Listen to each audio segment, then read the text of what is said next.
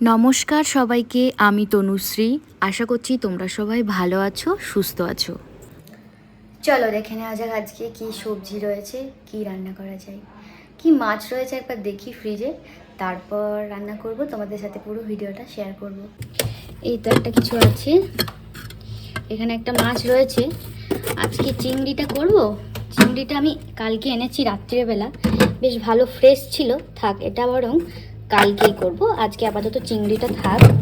আজকে একটু বর্ষার ইলিশ রান্না করে নিই আপনাদের সাথে। তাই বলবেন বলুন, বর্ষাকালে এই ইলিশটা সবার ভারী প্রিয়, কিন্তু আমি আবার অত ইলিশ খেতে ভালোবাসি না, কিন্তু বর ভালোবাসে, ওর জন্য একটুখানি করে দিই। দেখি পিসগুলো বেশ ভালোই আছে, বরফে পুরো শক্ত হয়ে গেছে, একটু নর্মাল টেম্পারেচারে থাকলে হয়তো ঠিক হয়ে যাবে। একটু মশলাটা বানিয়ে নিই। আপনারা কীভাবে মশলা বানান আমাকে কমেন্ট বক্সে জানাবেন, আর আমি কীভাবে মশলাটা করছি একটু দেখে নিই। মানে এটা ভাপা করব, ওই সর্ষে পোস্ত বাটা এসব দিয়ে। তারপর আবার আজকে বাড়িতে কাঁচা লঙ্কা নেই, দেখি কিভাবে ম্যানেজ দেওয়া যায়। আমার মতোই করছি, যেভাবে করেছি। খুব একটা ইলিশ খেতে ভালোবাসি না, তাই আমি ইলিশটা খুব একটা রান্নাও করি না, ঠিক আছে। এবার ও আগে খেত না মাছের কাঁটার ভয়, কিন্তু আমি ওকে শিখিয়েছি যে ইলিশ মাছের কাঁটা খুবই নরম হয়। এই দেখুন, অল্প করে সর্ষে দিয়ে দিলাম। আমি এই সর্ষেগুলো ভালো করে ধুয়ে শুকিয়ে তারপর ভরে রাখি, যাতে আমি যখন ইউজ করার একটু চটজলদি করতে পারি। আর এর মধ্যে একটু অল্প লবণ দিয়ে দিই। মাদের মুখে শুনেছি লবণ দিলে নাকি তেতোটা হয় না, যেটা আমাদের সর্ষে বাটার জন্য হয়ে থাকে না। এটাকে একটু পেস্ট করে নিই।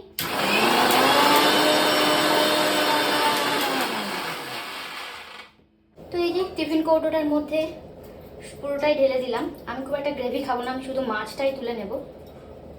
যাই হোক, আগে ছোটোবেলা যখন মা মাছ রান্না করতো, আমি আর দিদি আগে থেকেই বলে রাখতাম এই পিসটা আমার। তো এখন আর ওসব বলতে ইচ্ছে করে না। এই যে আর একটা পিস দিয়ে দিলাম, এর মধ্যে দুটো পিস দিলাম, আর একটা পিস দিয়েই দিই।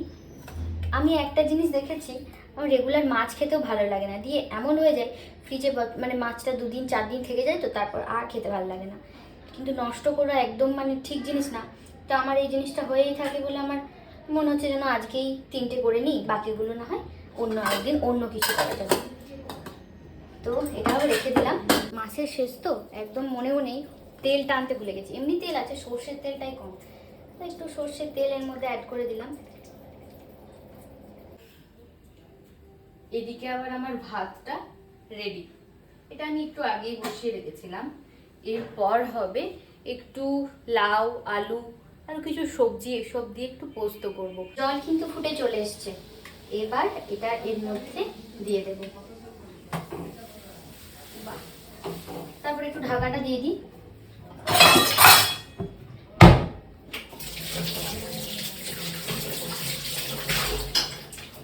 আমি ভালো করে ধুয়ে ঢাকাটাও দিয়ে দিলাম।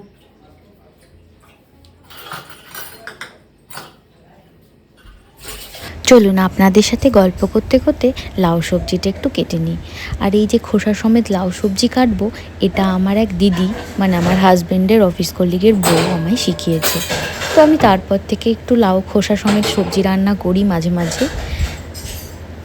খুব ফ্রেশ করে ধুয়ে নিয়েছি লাউ সবজিটাকে, ভালো করে 2-3 বার করে ধুয়ে নিয়েছি। এবার আমি লাউ আর আলু দিয়ে পোস্ত রান্না করব। তো আমার কাছে যেহেতু সর্ষের তেলটা কম বললাম তখন, তো একটু এই রিফাইন অয়েল দিয়ে হালকা করে তেল দিলাম। খুব একটা তেল খাবো না, কারণ যেহেতু আমি ইলিশে এমনি তেল খাচ্ছি। তারপর একটু 5 ফোড়ন দিয়ে দেবো। তোমরা কি ফোড়ন দাও? আমি যেমন পোস্ততে একটু 5 ফোড়ন দিই, অনেকে দেখেছি ফোড়ন ছাড়াই করে, কিন্তু একবার ফোড়ন দিয়ে করে দেখতে পারো, ভীষণ ভালো লাগে। আমি দুরকমই খেয়ে দেখেছি, এটা আমার টেস্ট। জানেন তো, আমার আগে 2 বার্নার গ্যাস ওভেনই ছিল, কিন্তু সেটাই রান্না হতে বড় দেরি হতো। তাছাড়াও একটু ওভেনটা একটু খারাপ হয়ে গেছিলো, তাই এই 3 বার্নারটা কিনেছিলাম। আর বেশ তাড়াতাড়ি রান্না হয়ে যায়। আর যাদের হাজব্যান্ড একটু সকাল সকাল অফিসে যায় বা বাচ্চারা স্কুলে যায়, তাদের জন্য তো খুবই ভালো। আপনাদের সাথে গল্প করতে করতে আমার রান্নাও কমপ্লিট। চলুন এবার বরকে ডেকে নিই, ওকে এবার জিজ্ঞেস করে নিই কেমন লেগেছে আজকে ইলিশ ভাপা। আর এমনিতেও মানুষটা যাই বানিয়ে দিই সেটাই বড় ভালো হয়েছে বলে সবার কাছে। কি হয়েছে বলো তো? ইলিশ, আর ওইটা কি? পোস্ত, ছাতু, বাহ,